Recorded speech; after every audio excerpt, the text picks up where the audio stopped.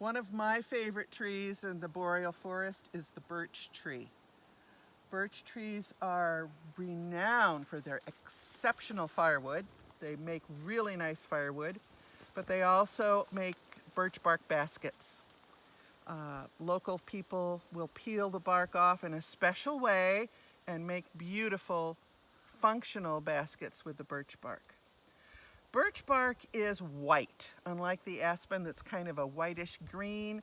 Birch bark is definitely a pure white. It's very flaky or papery. It does peel. You rub it and you get little pieces of flakes coming off. Birch. The leaves are different than the aspen.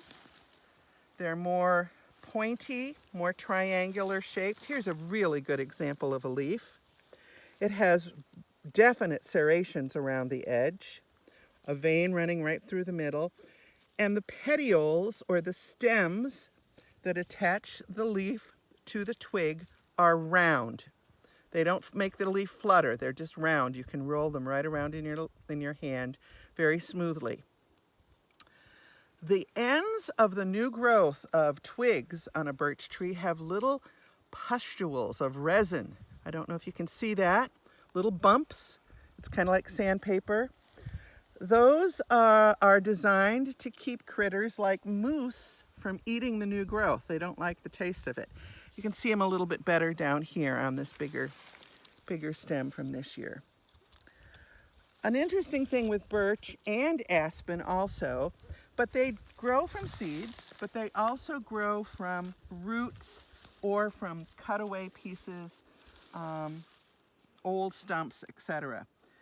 Is one of their main ways of regenerating. So quite often you'll see a big tree like this with lots of little shoots around it that are coming up from the existing root system of the birch tree. The other thing about birch trees is compared with aspen, or contrast with aspen actually, is notice that their branches come down really low to the ground. They're not like the aspen that just have those little truffula tree branches way up in the top. In the family Betula, birch.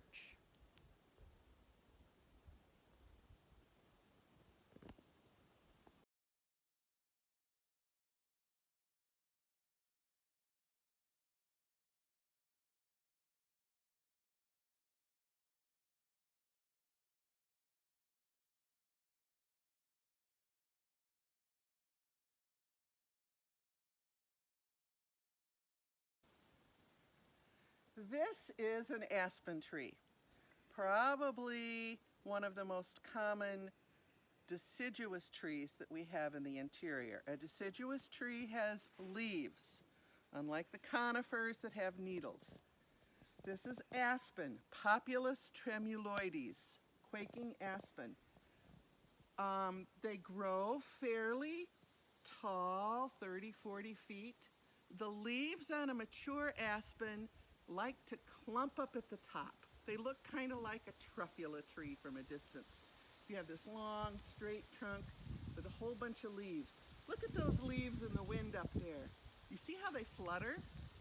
That's where the quaking aspen got its name, quaking. Those leaves are quaking, they're fluttering. And what's really cool is there's a reason for that. It's not just the wind blowing the leaves around. On aspen leaves, this little stem that attaches the leaf to the twig is actually flat. It's a flat stem. We call that little stem a petiole. And if you look at that flat stem and you roll it between your fingers, it doesn't roll smoothly. It flutters, it quakes. And that flat petiole on the leaf is what causes those leaves to flutter the way that they do, and that's where the tree gets its name, quaking aspen. One of the cool things about quaking aspen too is its bark is relatively smooth, and it's kind of a whitish green. It's a very damp bark, and if you rub it, you get all this white stuff on your hands. Kids love that. The white stuff comes off.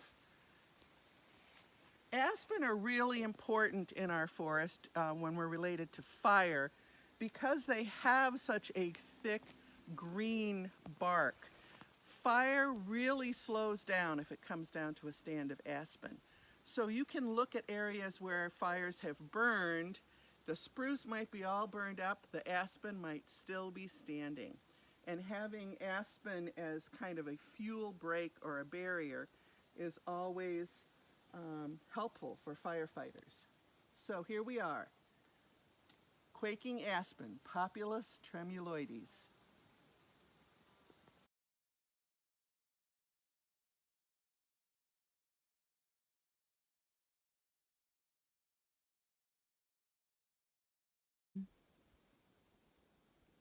Another tree that we have in interior Alaska is the tamarack. And this tamarack actually has been planted, but it's handy, so it's easy for me to get a video of. The tamarack is a conifer tree, like the spruce. It has needles, but the needles are very, very soft, and the needles grow out of the tree in clumps, except for the brand new growth. This is this year's growth, and you can see the needles are individual needles. But after the first year, all the needles come out in clumps, groups of needles, very soft, very flexible. The thing that makes tamarack different than all of the other conifers is that tamarack is what we call a deciduous conifer. The needles turn yellow in the fall and they fall off, just like the leaves on an aspen tree. The needles fall off. So when you see a tamarack in the winter, it looks like a dead stick, but it's not. It's a tamarack tree. This particular one is growing really well. I'm really happy. I planted it in my yard just for something a little different.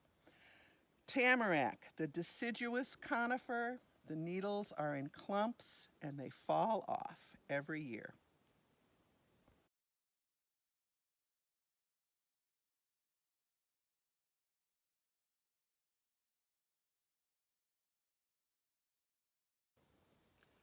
We're going to talk about the white spruce right now, Picea glauca.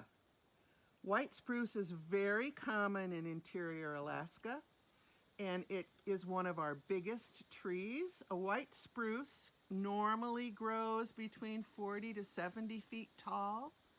On a really good site, it can grow up to 110, 120 feet.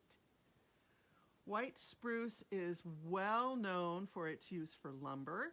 It makes pretty good firewood.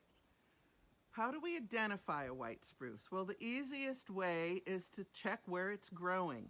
If it's growing on a nice, warm, well-drained site on a south-facing hillside, it's probably a white spruce, tall, straight. But another way to check out white spruce, or to be able to differentiate between some of the other spruces, is if you look at its cones. White spruce cones are not just clumped at the top of the tree, they're through the upper part of the crown. They're scattered throughout the tree. They're long.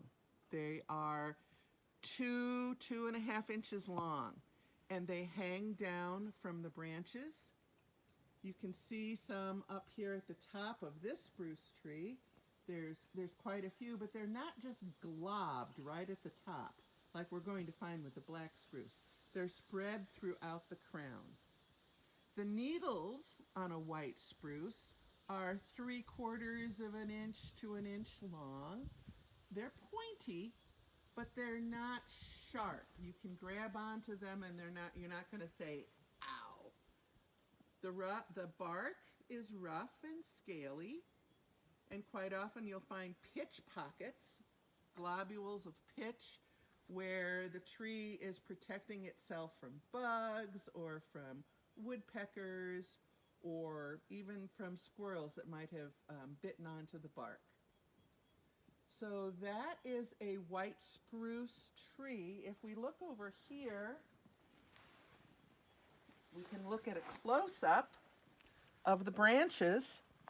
See, the needles are about 3/4 of an inch long, and they're pointy, but I can grab onto them and they're not sharp. They're relatively flexible. And the cones. Here's a green cone, and there's an opened cone. And they will fall off every year. White spruce, Picea glauca.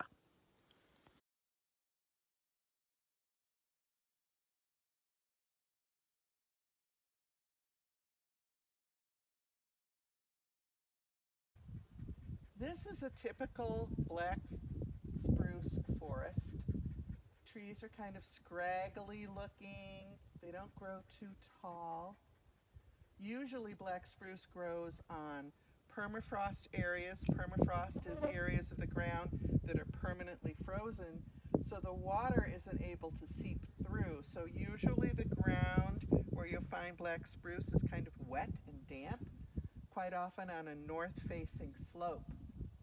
And if you look at the black spruce, one thing that's really differentiates it from white spruce is the cones are all clumped right at the top of the tree. They're a little hard to see because they're almost purplish. They're really dark. And if you remember on the white spruce, the new cones are green and then they turn brown and drop their seeds and fall off.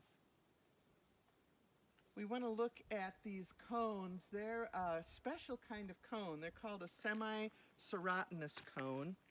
And semi-serotinous means that they're kind of glued together with pitch and sap, so they stay closed.